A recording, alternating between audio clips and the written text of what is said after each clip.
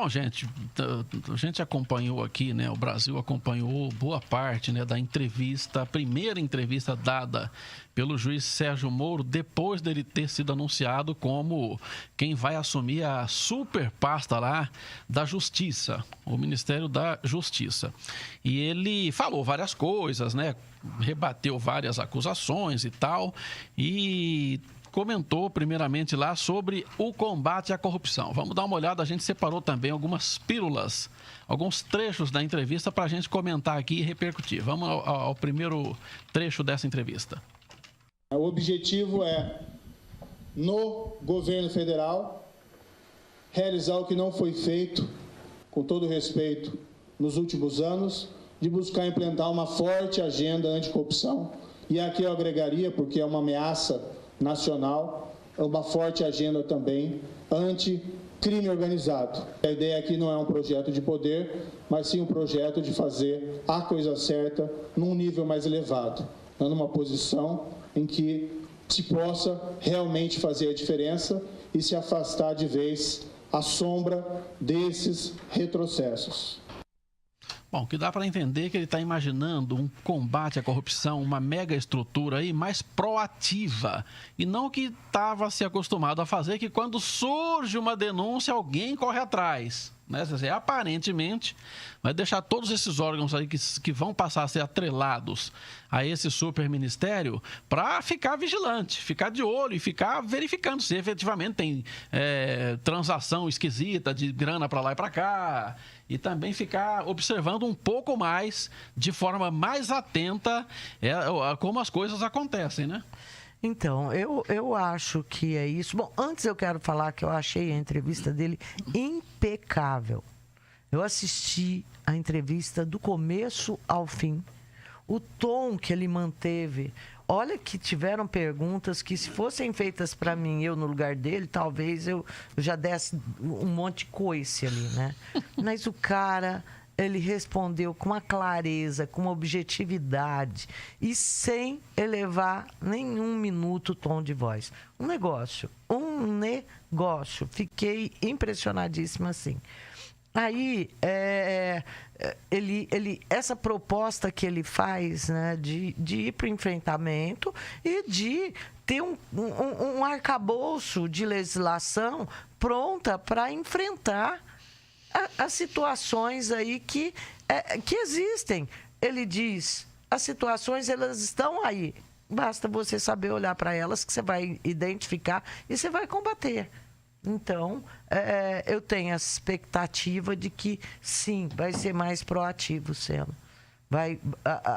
A medida vai ser tomada antes que aconteça o que aconteceu na Petrobras, por exemplo. Rose. Pois ouvindo, né, a entrevista, ouvindo não, na verdade eu não assisti, como às vezes assistiu a entrevista, pegando esse trecho do que ele disse que ele está abrindo mão, em tese ele quis dizer o seguinte: eu estou abrindo mão de 22 anos de carreira da magistratura para que eu tenha mais efetividade no combate à corrupção e no combate ao crime organizado. Ele quer levar a experiência que ele teve para o governo federal para poder tentar ampliar esse poder de solução e de combate ao crime organizado. Pensando deste jeito, dá para poder entender. Eu só espero que ele realmente tenha autonomia para poder implementar, porque como juiz, ele tinha autonomia para poder decidir. Eu não sei se como ministro, né, o Bolsonaro tem dito que ele vai ter autonomia para poder tomar suas decisões, que ele não vai influenciar. O próprio Moro disse que sabe que ele está subordinado ao Bolsonaro. No entanto, a aceitação do cargo foi colocada mediante essa autonomia que o Bolsonaro daria a ele. Então, eu espero realmente, Sena, que o Moro possa ter assertividade dentro desse cargo e que, de fato, ele possa conseguir imprimir um combate à corrupção em todas as esferas do governo e, principalmente, que possa deixar com que a corrupção seja um câncer no nosso país. Eu, sinceramente, acredito que, apesar da Lava Jato, que apesar de tudo que a Lava Jato fez, os políticos e os empresários ainda continuam roubando. Zezé, eu não acho que eles pararam de roubar. Não acho. Por isso que eu acho que uma figura atenta lá no Ministério da Justiça e outras ferramentas que essa figura considera importante para o combate à corrupção, vai fazer toda a diferença do mundo. E assim como o combate ao crime organizado. Se a corrupção é um câncer que drena os recursos, que desqualifica o serviço público, que torna o nosso país esse país que trata tão mal os seus filhos, né? A questão do crime organizado, meu Deus do céu, as pessoas são condenadas a viver sob o jugo de traficantes nas comunidades. Então, é inadmissível. Nós temos, enquanto Estado, que pôr um fim nisso. E se esse homem conseguir avançar alguma coisa nesse sentido, gente, vai ser bom demais. Eu também boto fé, Nossa viu? Senhora. Estou aguardando, a expectativa é grande, vamos esperar. Mas eu tenho para mim de que ele não, né, um magistrado que tem a imagem que o Moro criou pelo seu trabalho, pela sua forma de conduzir os processos, pelo jeito que ele age, né, com as coisas que estão ali à sua volta.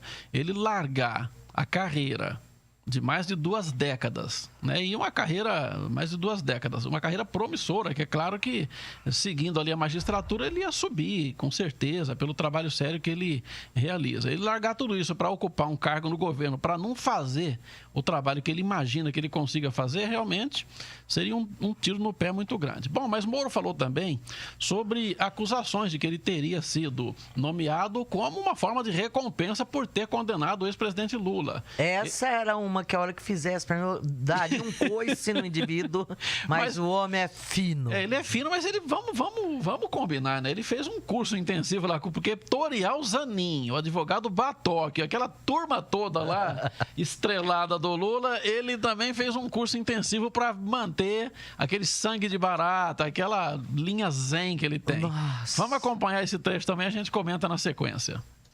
Isso não tem nada a ver com o processo do ex-presidente Luiz Inácio Lula da Silva. Tá? O ex-presidente Luiz Inácio da Silva foi condenado e preso porque ele cometeu um crime e não por causa das eleições.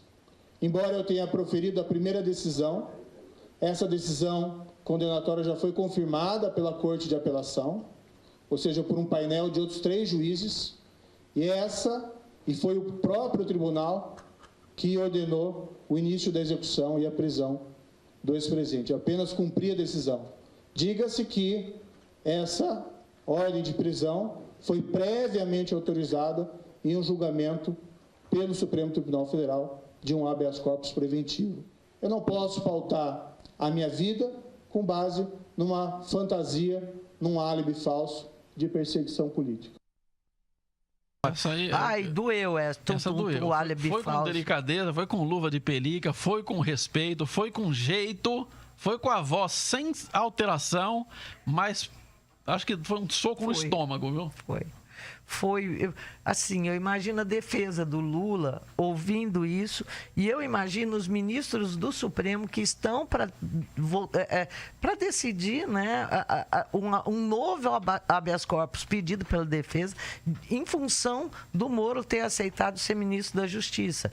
Então, eles estão acreditando essa nomeação, assim, aliás, justificando esse pedido, falando que isso daí justifica o fato deles acharem que foi uma perseguição. Então, gente, o cara, ele é muito bom, meu Deus. Rose, quer falar alguma coisa sobre esse trecho aí? Não, quero não. Bom, tem outra questão aqui envolvendo o seguinte. Muita gente lembrou, durante também a entrevista coletiva, e lembrava nas redes sociais que Sérgio Moro tinha declarado há tempos atrás que jamais seria político. E aí o pessoal falou, mas agora você vai entrar na política e tal. E ele falou que está ocupando um cargo técnico e não político. Vamos dar uma olhada e uma ouvida no que ele disse. Sempre tem o exemplo lá do caso da Operação Mãos Limpas na Itália, que foi conduzida por magistrados excelentes. Foram presas e condenadas muito mais pessoas do que aqui no Brasil, mas a expectativa de que fosse diminuída sensivelmente a corrupção na Itália, não se confirmou, ou pelo menos é controvertida. Eu achei que havia oportunidade de consolidar essa agenda, assumindo essa posição. Eu não creio que eu contrariei uma afirmação que fiz há anos ao Estado de São Paulo, de que jamais entraria na política.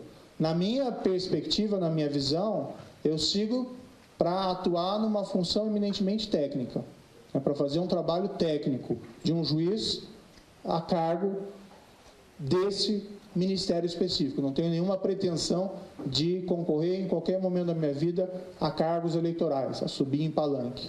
Agora, claro, dentro do ministério é inevitável que se haja um diálogo, não é, com outras instituições e em especial com o Congresso Nacional. Isso é, de certa maneira, realização de política, mas não é essa a visão que eu tenho desse cargo. O que você achou disso, Rose? Eu acho que não dá para você desvincular. Eu até entendo quando ele fala que é um negócio técnico, mas a ação dele no Ministério vai ser técnica e política, porque ele está no cargo político. Então, eu entendo como político. Não acho, Zezé, quando ele fala assim, eu não tenho intenção eleitoral, eu até acho que ele não pode ser, mas dependendo de como for o desempenho dele no Ministério, eu acho o Moro um pré-candidato a presidente aí em 2022. Nós estamos em 2018, né? Em 2022. Então, eu acho que se eu fosse ele, eu tiraria o jamais da boca dele. Então, mesmo porque eu gostaria, se ele for um cara que desempenhar um papel que eu estou imaginando que ele vai desempenhar nesse ministério, eu gostaria que ele fosse meu presidente da República. Mas né? eu vou contar, ele porque... não é fácil não, viu, Zezé? Não é. Ele vai enfrentar ciumeira. E não pode dar nada errado. O assunto é muito espinhoso. Quer dizer, todo mundo que até hoje tentou, deu errado. Não virou. Não foi. Então, quer dizer, isso, gente, se esse cara não morrer no meio do caminho. Não brinca, porque não. essa é uma das preocupações que eu tenho. A gente sabe que nós temos um crime organizado, extremamente organizado, e que tem braços aonde a gente nem imagina que tenha. Então, eu acho que esse cara, a segurança dele, eu redobraria a segurança, viu? Eu acho que você levantou um ponto importante que eu também penso. É uma preocupação realmente que ele e toda a equipe deve ter, porque o pessoal que viu a atuação na Lava Jato e que ele, no próximo trecho da entrevista nossa aqui, que ele vai falar justamente sobre esse ponto, de que ele vai criar o mesmo sistema que funcionou, a mesma forma de operação da Lava Jato em Brasília, vai importar a Lava Jato para Brasília, criando, por exemplo, um mecanismo anticorrupção gigantesco. É para o pessoal estar preocupado realmente, o pessoal da bandidagem. Vamos dar uma olhada nesse trecho. A ideia principal é retomar, utilizar o modelo que foi bem sucedido na Operação Lava Jato, de forças-tarefas, e utilizar essas forças-tarefas não somente contra outros esquemas de corrupção, mas igualmente contra o crime organizado.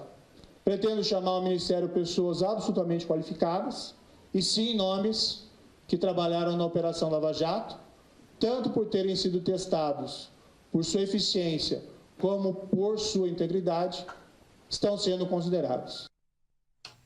É isso. É. Eu acho também que ele vai ter um trabalho grande pela frente, né? Além de ter que enfrentar gente poderosa que vai remar contra, com certeza. E, além de tudo, as picuinhas do ser humano. Você acha que esse cara, tendo a popularidade que ele tem, os poderes que ele agora tem, não sendo um cara burro, você acha que ele não vai gerar uma ciumeira no governo, uma ciumeira no Supremo, em tudo quanto é lugar? Aí a ciumeira é comum dentro de governos, viu? Pode ser a prefeitura lá daquela cidadezinha pequenininha, que um secretário fica com ciúme do secretário que aparece mais, não sei o quê. A gente viu ao longo de todos os governos da República aí, o pessoal lá, o cara da Casa Civil tinha mais poder que o cara da economia, ou que aparecia mais que o cara da economia, tinha aquela... Ficava o tal do fogo amigo, né? Jogando contra, plantando notinha em jornal, é difícil. Tem outro trecho aqui, ele... Falou, entre outras coisas, também Sérgio Moro, que que vai tentar criar condições para que a justiça seja mais rápida e que as penas, a aplicação de penas, sejam feitas de forma mais eficaz. Vamos dar uma olhada. Alteração de regras de prescrição dos crimes, avaliar a possibilidade de deixar mais claro na lei a execução em segunda instância, a previsão da execução das sentenças dos tribunais do júri.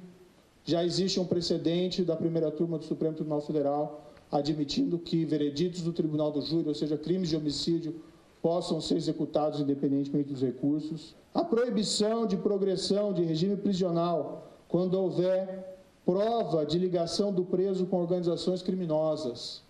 Tá? A progressão de regime visa a ressocialização do preso, isso é muito importante. Mas se existem provas de que o preso mantém vínculos atuais com organizações criminosas, isso significa que ele não está pronto para a ressocialização. Rose. Então, ele disse, uma coisa que eu gostei, que ele falou que ele é favorável à redução da maioridade penal para crimes graves e que não criminaliza como terrorismo os movimentos sociais. Eu achei essa fala importante, porque eu acho que dá um pouco de equilíbrio, né? É isso, Zezé.